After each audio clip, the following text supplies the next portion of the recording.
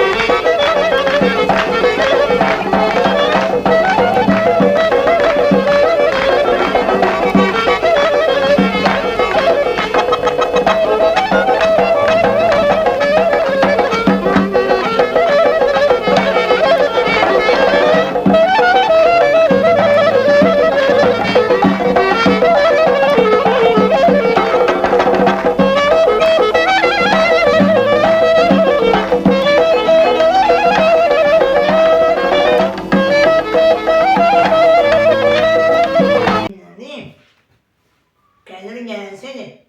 Bana demişken kaybedeceksin. Gelirin kızına mal sarmağı öleceksin.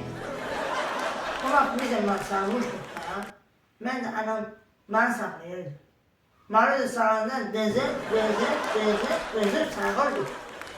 Şimdi ne oldu? Hani oynayacak? Lafını severdi, çay var, gün çay çaylar. Çiğde ineklerimizi, ben de panım güdüm, ben de balkonum güdüm. Sahamazın ineği, otladı, benimki de yolu satmamış, yolda bağladı. Anası niye yaptı? Anam.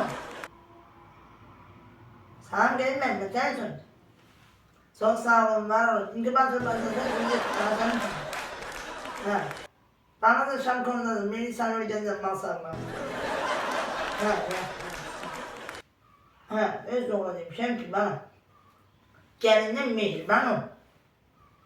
Siz gelin dedim ona, gelin malgunu savundan, maldan kızı savunmağı ölecek.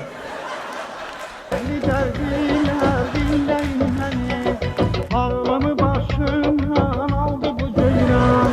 Neylemişim beni günahsız yere, sağlıma dertlere saldı bu ceylan. Baldı bu ceylan, canım baldı bu ceylan, kara gözlerim. Geldim Aynari, geldim.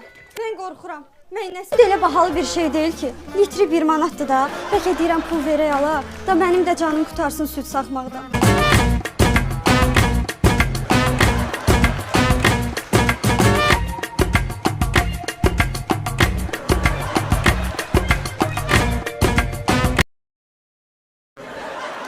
Oyun o kadar balat edip görsen bir ne kızım yanında oturanda. Ağzına gelir baş.